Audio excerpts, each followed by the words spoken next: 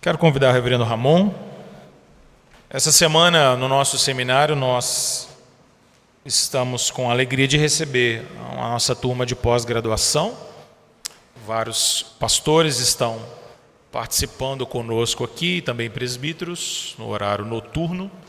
E dentre eles, nós temos também o reverendo Ramon de Souza, que nós convidamos então para que ele pudesse, nessa manhã, trazer uma palavra ao nosso coração. O reverendo Ramon tem contribuído com a Igreja do Senhor Jesus ao lidar com um assunto que é, de fato, muito importante e relevante, o tema em torno do aborto.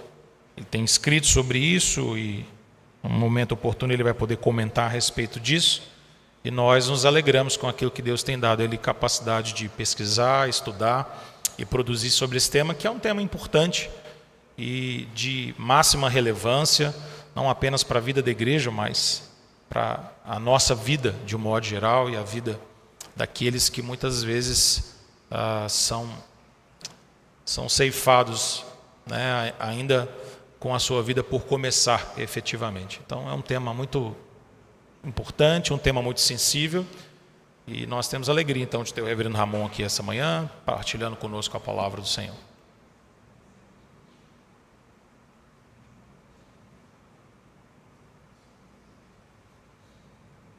Bom dia, meus irmãos. Que alegria, viu, poder retornar a essa casa que eu tanto amo, ter essa oportunidade de pregar a palavra do Senhor mais uma vez, tremer, né, da mesma forma como eu tremi tantas vezes aqui em sermão de prova. Eu sei que os irmãos sabem muito bem o que é isso, né? Mas, meus queridos, eu vou te chamar ao Salmo de número 139, para darmos início então a nossa meditação, lendo o Salmo de número 139.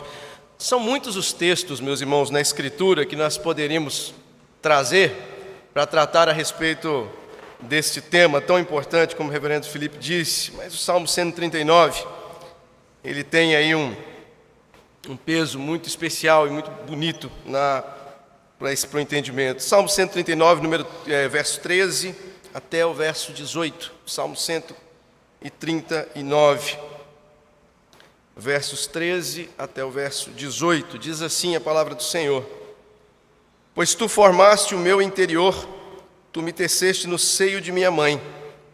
Graças te dou, visto que por modo assombrosamente maravilhoso me formaste. As tuas obras são admiráveis e a minha alma o sabe muito bem. Os meus ossos não te foram encobertos quando no oculto fui formado e entritecido como nas profundezas da terra. Os meus teus olhos me viram a substância ainda informe, e no teu livro foram escritos todos os meus dias, cada um deles escrito e determinado, quando nenhum deles havia ainda. Que preciosos para mim, ó Deus, são os teus pensamentos, e como é grande a soma deles. Se os contasse, excedem os grãos de areia.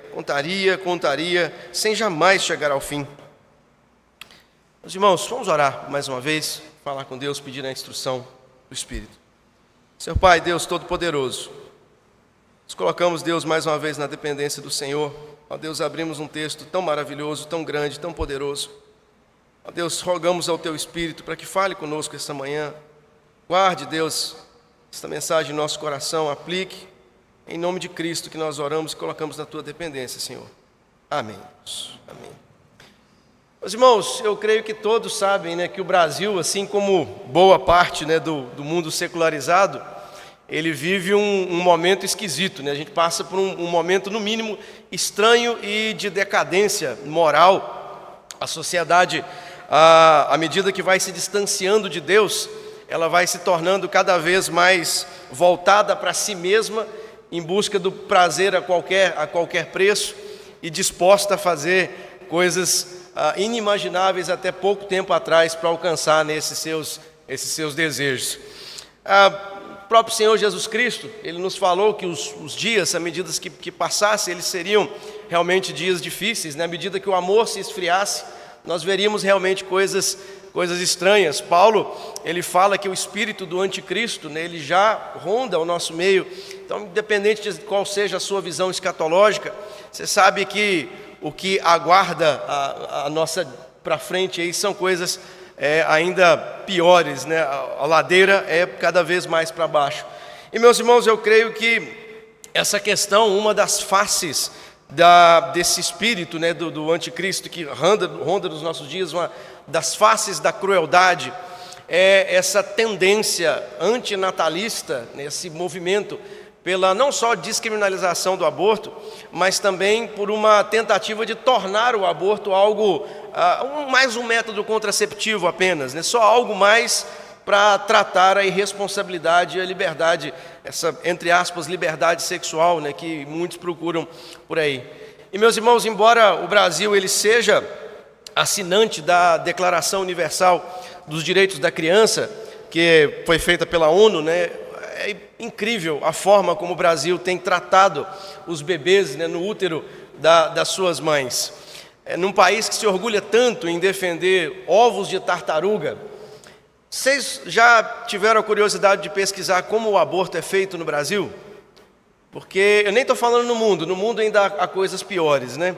No Brasil, o aborto ele é feito, eu separo em duas formas, né?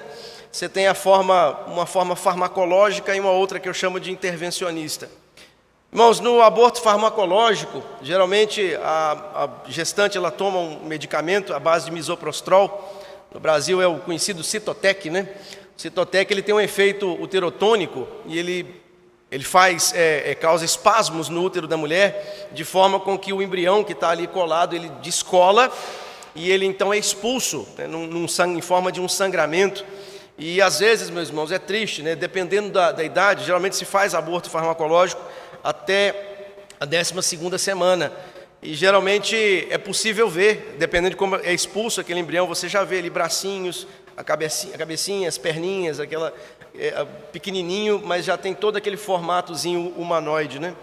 Agora, se passa da 13ª semana, quando já fica mais difícil o aborto farmacológico, ele é preciso então ser feito com alguma intervenção que pode ser até um pouco depois da 13ª semana, até a 13ª semana, se o remédio não conseguir expulsar também, ele pode ser feito em forma de curetagem.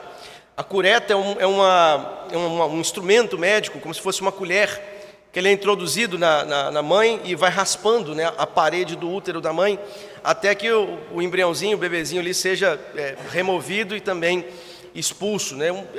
Assim como o aborto farmacológico, né, o misoprostol ele tem efeitos conhecidos, né, como arritmia cardíaca, sangramento intenso, e pode sim levar à morte. A curetagem também pode trazer sérios problemas, feridas uterinas, pode causar esterilidade na mulher. Agora, meus irmãos, se passa da 14ª semana e o bebezinho já está grande demais, existe uma outra forma de intervenção do aborto, que é quando já não se pode mais curetar. Então, o médico ele introduz na mãe um instrumento parecido com um aspirador de pó, e ele vai fazendo movimentos, né? Esse aspirador faz uma força contrária, ele vai fazendo movimentos na mãe e vai puxando o bebezinho. Só que ele ainda é muito frágil e ele não é puxado por inteiro. Esse bebezinho ele vai sendo desmembrado, ele vai sendo puxado aos pedaços, as perninhas. E o que acontece? Às vezes a cabeça do bebê ele é muito grande e ela não pode ser puxada com esse instrumento. Então um outro instrumento, o médico aborteiro vai lá, é como se fosse uma pinça, ele esmaga essa cabecinha.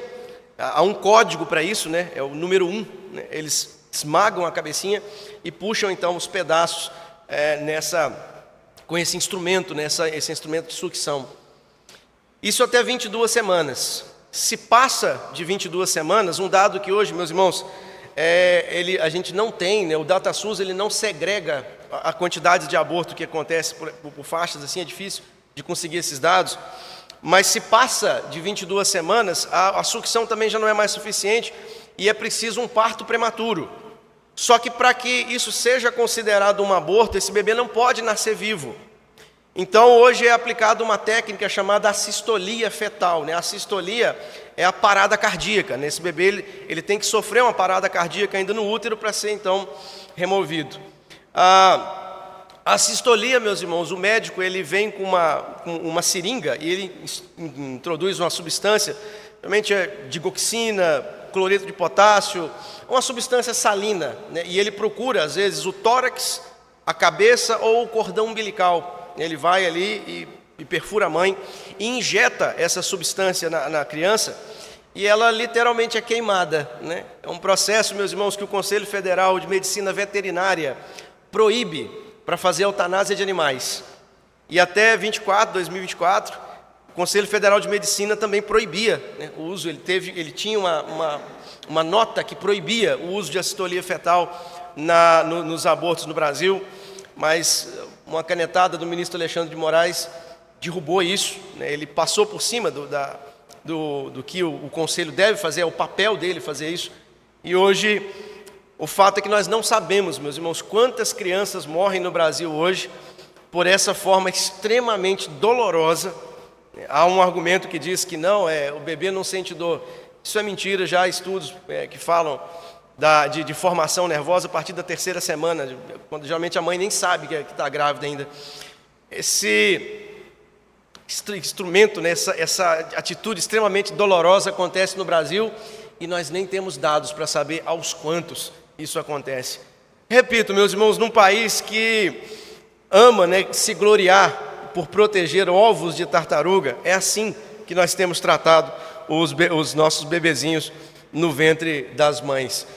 Irmãos, nós precisamos urgentemente redescobrir, o brasileiro precisa redescobrir o valor da vida. Nós precisamos desesperadamente falar sobre isso e gritar para uma sociedade que olha para o bebê como um mero apêndice da mãe, né? Vocês já ouviram meu corpo, minhas regras, né?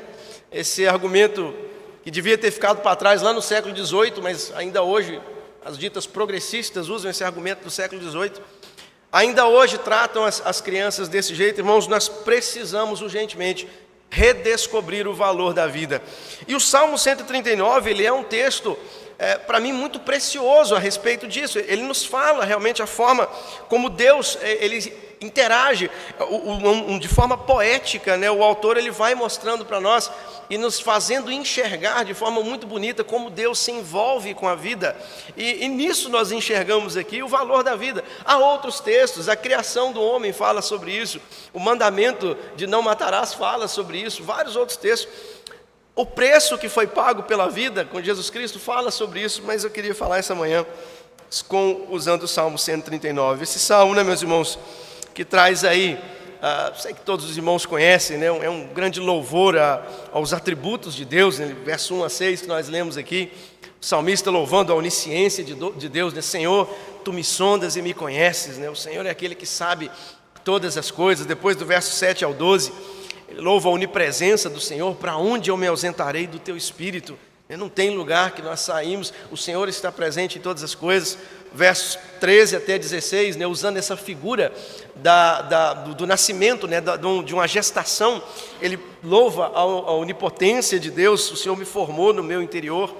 E depois de louvar esses atributos, ele faz aquilo que todo bom crente faz, né, quando contempla os atributos de Deus, ele louva, ele irrompe na doxologia aí no verso 17 e 18, e depois, 19 ao 22, ele pede aí por juízo aos seus inimigos, né, numa atitude de confiança em quem confia nesse Deus cheio de poder, e termina do mesmo jeito que começou, né, pedindo por direção, né? Ele começa, Senhor, Tu me sondas e me conheces, e ele termina no verso 24, vê se há em mim algum caminho mau e guia-me pelo caminho eterno. Então, um salmo que louva os atributos de Deus e usa da figura do nascimento para falar de como Deus se envolve. Eu queria que você voltasse o olho para o texto comigo, mais uma vez, para ver as partes desse texto e nós meditarmos. O professor Felipe uma vez me ensinou em sala algo maravilhoso, como às vezes nós pregamos salmos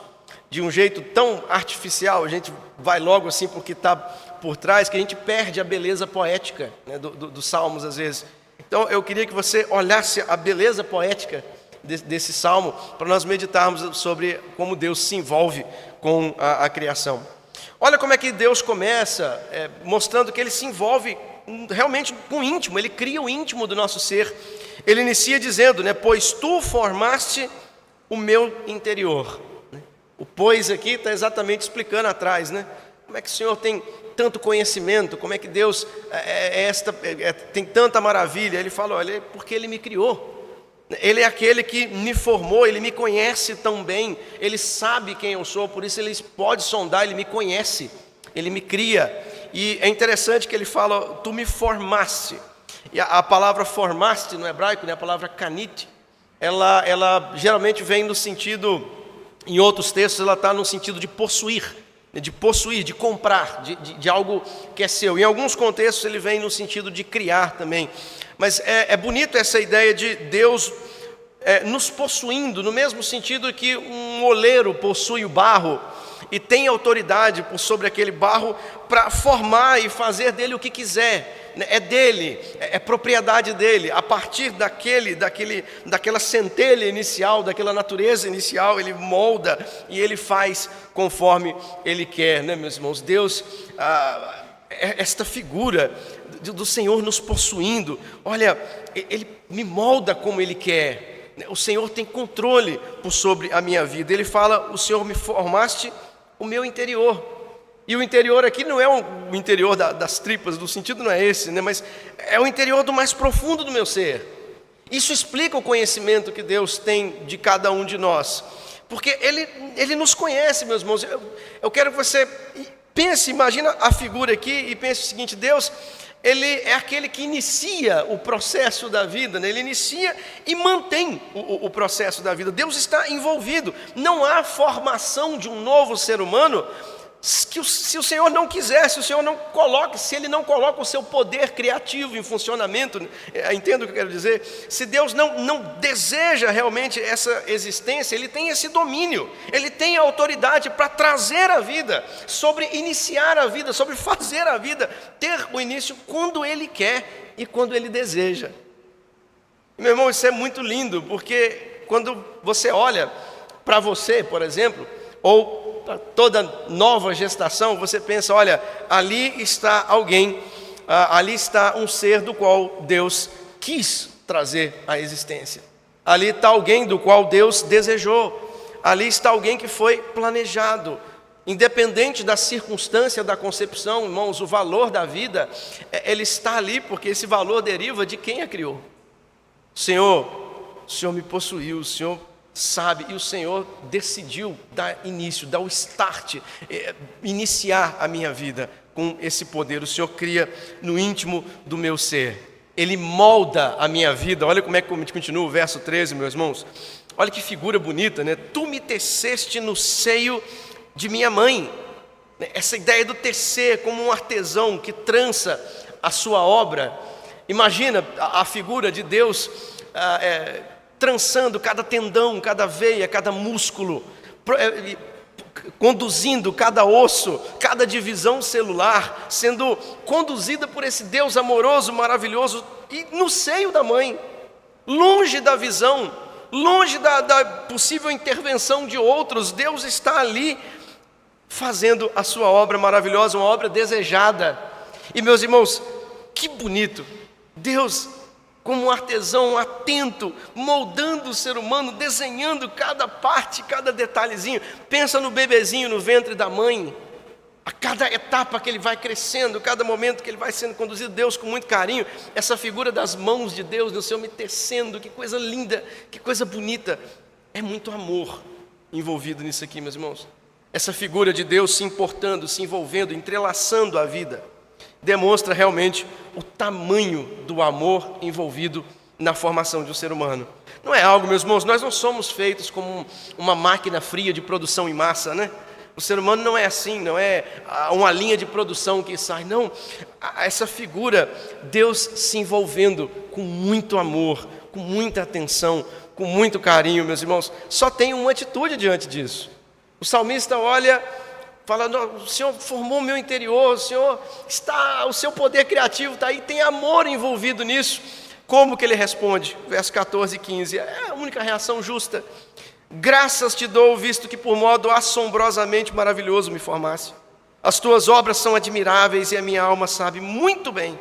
Os meus ossos não te foram encobertos quando no oculto fui formado e entretecido como nas profundezas da terra. É lógico, meus irmãos, que o salmista tinha que romper aqui em adoração. Você sabe por quê? Meus irmãos, eu vou falar a verdade. Nós podemos até saber descrever o ato da concepção. E na verdade a gente sabe. É possível você seguir cada etapa. Qualquer livro de embriologia clínica que você procura, você vai encontrar ali todas as etapas, a descrição do que acontece desde a fecundação até o nascimento. Todo o processo está descrito ali. Só que a verdade, meus irmãos, é que por mais que nós possamos descrever o processo, por mais que nós sejamos capazes de colocar em palavras tudo o que acontece e explicar cada divisão celular, o fato é que o poder envolvido na criação, o poder envolvido na vida é tão grande que nos falta palavras para isso. Uma coisa é descrever o processo, agora tenta exaurir o poder e a maravilha envolvido na criação de um ser humano. Aí nós não conseguimos, meus irmãos. Aí só existe uma atitude justa. Senhor, o Senhor é grande demais.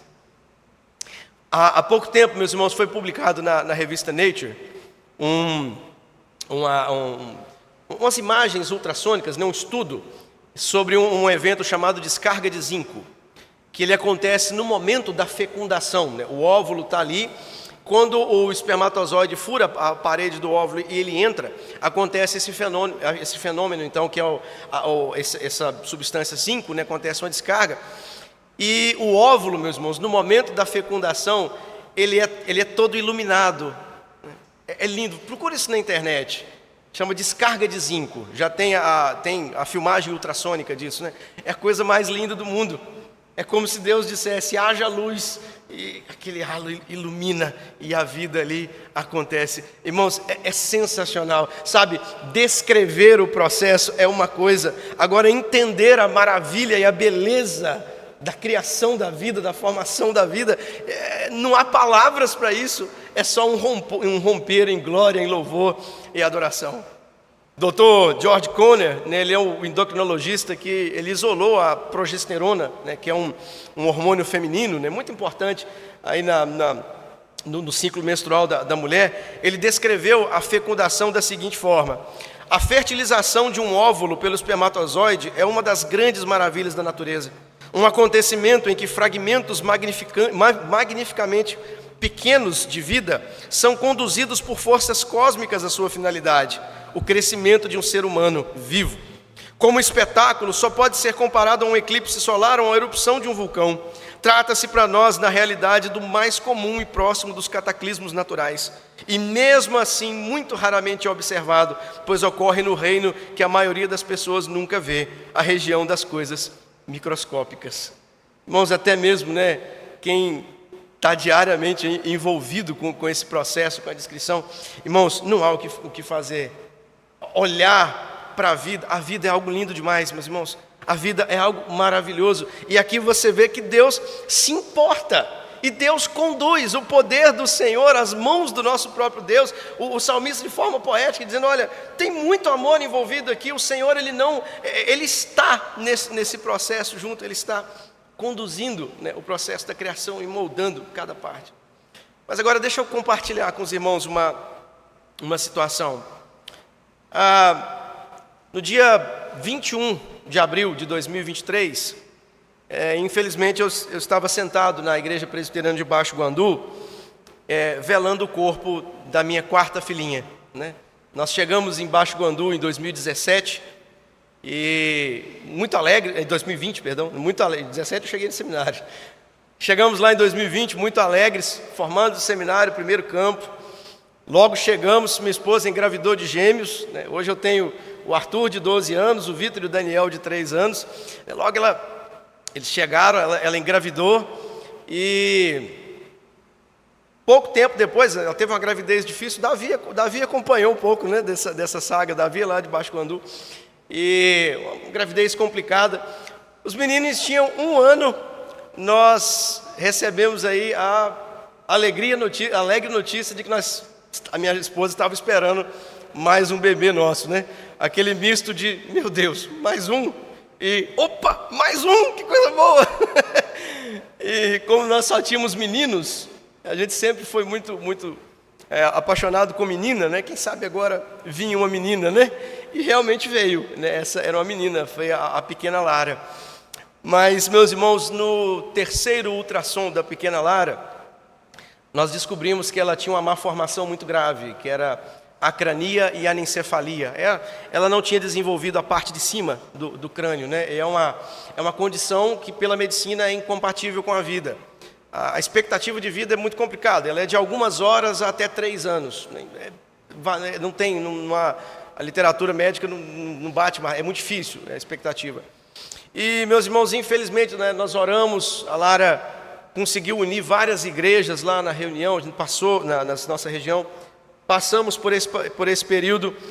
A minha esposa teve polidramia grave, né, que foi um acúmulo de líquido, já que a Lara não conseguia se alimentar direitinho, e infelizmente ela nasceu e viveu 13 minutos só, e foi morar com o Senhor, né? Quando eu peguei a minha pequenina, ela já não estava mais com vida. Mas, graças a Deus, a Lara deixou, né, um grande legado. Mas a pergunta que eu queria fazer para os irmãos é o seguinte: mas como crer que Deus forma cada detalhe do corpo de forma tão amorosa, como o texto está nos mostrando aqui? Como que eu vou crer nisso, se casos como o da pequena Lara acontecem, e infelizmente não são poucos? Como crer que Deus se envolve, meus irmãos? Por que o milagre da vida às vezes acontece em circunstâncias tão adversas? Por que coisas como essas acontecem se Deus está fortemente envolvido no caso? E, meus irmãos, uma coisa que é certa é que casos como o da pequena Lara, eles estão aqui para nos lembrar de uma coisa: que nós precisamos de um Redentor, nós precisamos de redenção. Nós ainda, meus irmãos, não somos aquilo que fomos feitos para ser. Isso aqui não é o que nós fomos criados para ser. Casos como esses só são possíveis e explicados por causa de uma coisa, né? Da queda. Por isso que nós precisamos, meus irmãos, o nosso olhar tem que se voltar para Cristo, tem que se voltar para o nosso Senhor, para a obra que Ele fez, uma obra que é real e que traz significado para toda a vida, independente da circunstância dela.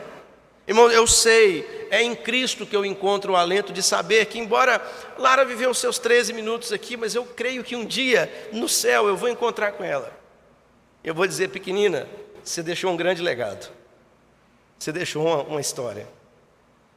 E, meus irmãos, Lara não era menos vida, eu sei disso, minha esposa sabe disso, minha esposa acompanhou isso. Ali estava Deus. Deus com certeza usou o seu poder criativo, usou a sua força. E sabe, o verso 16 aí do Salmo, ele me dá ainda mais força. Porque ele diz o seguinte, verso 16: os teus olhos me viram a substância ainda informe, e no teu livro foram escritos todos os meus dias, cada um deles escrito e determinado, quando nenhum deles havia ainda. Que coisa linda, Deus os viu a substância ainda informe, né? O hebraico é a palavra golmi. Literalmente é ovo, né? O Senhor me viu o ovo, aqui é a figura do embrião, né? Refere-se ao embrião no ventre da mãe. Não, Ele me dá essa certeza de que, olha, não, Deus, não há momento que Deus não estava lá. Ele começou na natureza, Ele está ali no embrião, né? Ele criou o íntimo, os seus olhos estão sobre aquele embrião, e em seguida Ele fala de um livro, já está escrita de um livro. Ele diz: olha, os nossos dias estão escritos nesse livro. E, meu irmão, deixa eu te fazer uma pergunta: para que nós escrevemos as coisas? A gente só escreve as coisas porque nós temos um propósito, né? Elas têm que ser lidas. E se nossa vida, meus irmãos, ela está registrada, isso só quer dizer uma coisa: se toda a vida está registrada, é porque toda a vida tem um propósito. Porque todos que Deus trazem à existência, repito de novo, a circunstância da concepção não determina o valor da vida. Independente da circunstância, da situação, independente do que for, cada um de nós tem um propósito. Seja esse 130 anos ou 13 minutos. Deus escreveu. E Deus então quer, irmãos, o propósito da minha pequena Lara, em 13 minutos de vida, uniu igrejas, despertou-me para um assunto. A vida tem propósito, meus irmãos. Por isso que não cabe a nós, de maneira nenhuma, sermos defensores ou aceitarmos essa ideia de que a vida possa encontrar o seu fim prematuro, ou que sejamos nós aqueles que vão apagar as linhas determinadas. É lógico, entenda, eu estou falando de forma poética, né? Não somos nós que vamos apagar essas linhas. Não cabe a nós, meus irmãos, optar pela morte, pelo fim, porque não fomos nós que optamos, não fomos nós que colocamos o nosso poder para o começo. Então não somos nós também que deveremos ser os soberanos sobre o fim. É por isso, meus irmãos, versos 17 e 18, essa enxurrada de louvor. Que preciosos para mim, ó Deus, são os teus pensamentos, e como é grande a soma deles, se os contasse excedem os grãos de areia, contaria, sem jamais chegar ao fim. Soberania de Deus na formação da vida. Coisa maravilhosa, meus irmãos, é algo grande demais, é algo poderoso demais para as nossas mentes. De novo, os embriologistas podem descrever, os ginecologistas podem entender, mas meus irmãos, os obstetras, mas isso aqui é grande demais. E diante de uma realidade como essa, não basta só filosofar, não basta só registrar, é preciso louvar. Bendizer ao Senhor, olhar para a vida como algo digno de louvor a Deus. Olhar para aquilo e dizer, olha, não é mais uma coisa, não é um apêndice, não é uma briga de direitos, não é isso que está aqui em jogo. A vida é para ser louvada, louvar a Deus pela vida, por aquilo que Ele fez e todo o amor envolvido nessa vida. O Salmo 139, meus irmãos, é um texto basilar para a nossa tese. Nele, nós vemos que Deus está pessoalmente e efetivamente envolvido em cada etapa da vida, desde a concepção. Tirar a vida em qualquer momento é algo hediondo. Porém, ao vermos como o Senhor se envolve com o embrião e forma cada detalhe da vida, o aborto ele toma contornos ainda mais cruéis. É destruir a obra de Deus antes mesmo de conhecermos o seu resultado. É quebrar o vaso enquanto o oleiro ainda molda com todo carinho e perícia cada pequeno detalhe necessário. Portanto, meus irmãos, não cabe ao cristão sequer cogitar a ideia de encerrar o projeto de Deus enquanto ele ainda está na sua fase inicial. Com certeza isso é um dos atos humanos que geram a ira santa do nosso Deus. Matar um bebê no ventre da mãe é como destruir a Mona Lisa, enquanto Da Vinci ainda dá as primeiras pinceladas. É se achar dono da história e querer apagar as linhas do livro da vida antes mesmo de vermos o seu destino cumprido e concluído. Meus irmãos, não cabe a nós, diante da maravilha da vida, optar pela morte. Eu disse, meus irmãos, a Bíblia é uma vida, é um livro pró-vida. Ele nos chama a termos essa atitude diante da vida. Ele nos chama a receber a vida e nunca descartá-la, destruí-la, por fim nela. Sabe, talvez você pense assim, pastor, mas tudo bem, as pessoas podem não ser a favor do aborto, mas basta que a gente não faça. Deixa de descriminalizar o aborto. Contanto que o cristão não faça, não tem problema. Eu ouvi isso. Aliás, meus irmãos, o que me despertou para falar de aborto foi que eu ouvi de pessoas boas, gente crente, sabe, que estava confusa, que chegou para nós e falou assim, pastor, mas nesse caso ainda é melhor abortar? E não eram pessoas ruins, eram só pessoas que ainda não tinham se atentado para o que estavam dizendo. Então eu decidi trazer sobre isso, e eu ouvi muito, eu não sou a favor do aborto, mas deixa de descriminalizar, quem quiser faz. Meus irmãos, Levítico capítulo 20, há uma ordem para que os israelitas não sacrificassem a Moloque, ao deus Moloque. Eu acredito que vocês conhecem, o deus Moloque. É um deus difícil de rastrear, meus irmãos, as origens de Moloque, mas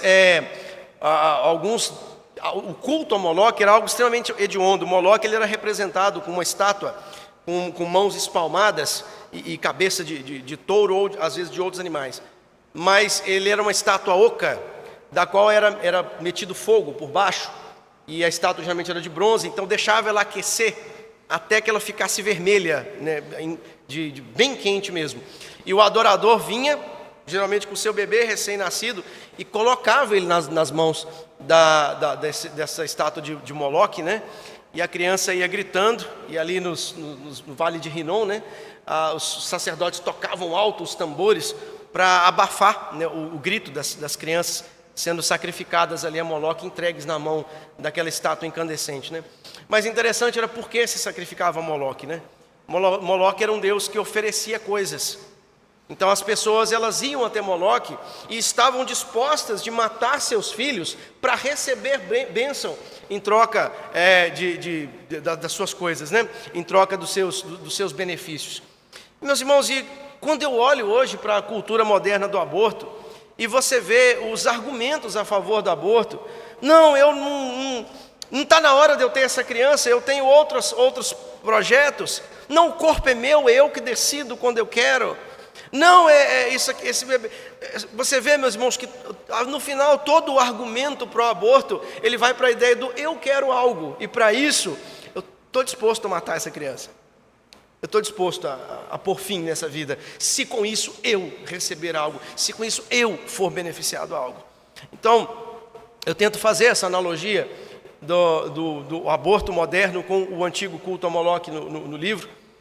E aí você pensa, né, meus irmãos, mas será que alguém seria maluco? Que tipo de pessoa entregaria seus filhos a uma estátua incandescente? E aí você vai para Jeremias, e você vê Jeremias denunciando o povo de Israel sacrificando a Moloque. Você vê o povo de Deus sacrificando a Moloque. Diante disso, meus irmãos, cabe para nós sermos indiferentes diante. Jeremias vai dizer exatamente, olha, um dos motivos do castigo de vocês é que vocês foram indiferentes. Vocês toleraram no meio de vocês o culto a Moloque. Irmãos, não cabe a nós sermos indiferentes diante do aborto. Você não pode tomar em cima do muro diante do aborto. Não há outra posição cristã que não seja dizer, eu opto pela santa lei da vida. Eu opto pela palavra do Senhor. Eu opto por louvar a Deus e receber de novo, independente da circunstância da concepção. Irmão, seja um embrião em desenvolvimento no útero materno, seja uma criança brincando com seus brinquedos, um jovem na flor da idade ou mesmo um idoso em uma casa de recuperação. Toda a vida tem valor inestimável, pois ela é dada pelo Deus Criador. E cada existência é digna de ser vivida, independente das circunstâncias que venham a seguir, meus irmãos. A vida é um presente divino e merece ser vivida plenamente. Em nome de Jesus, meus irmãos, que daqui saiam. E olha, nós estamos engatinhando muito devagar nessa questão do aborto, sabe? Muito devagar. E que se levante daqui, viu? Em nome de Jesus, que se levante daqui, gente, disposta também a pesquisar sobre isso. Nós temos tão pouca coisa, meus irmãos, sobre isso. Tão pouca coisa, né? Em nome de Jesus, talvez ainda esse ano, quem sabe, né, a Cultura publica o livro, nós vamos ter mais um degrauzinho aí para a gente subir, mas ainda falta muito. Então eu te convido também, né? Entra nessa trincheira aí, vamos defender a vida, vamos louvar a Deus pela vida. Que Deus abençoe os irmãos. Vamos orar mais uma vez, vamos falar com o Senhor agradecendo este momento. Deus, obrigado, Pai. Obrigado por ter essa oportunidade aqui de falar sobre a vida, Deus, de louvar a vida, bendizer ao Senhor.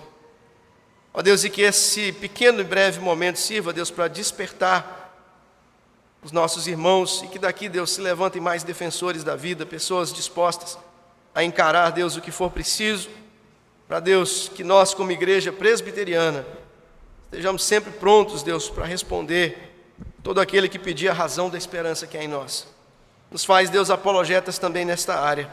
Eu louvo a Ti, eu lhe agradeço e oro, Deus, em nome de Cristo Jesus.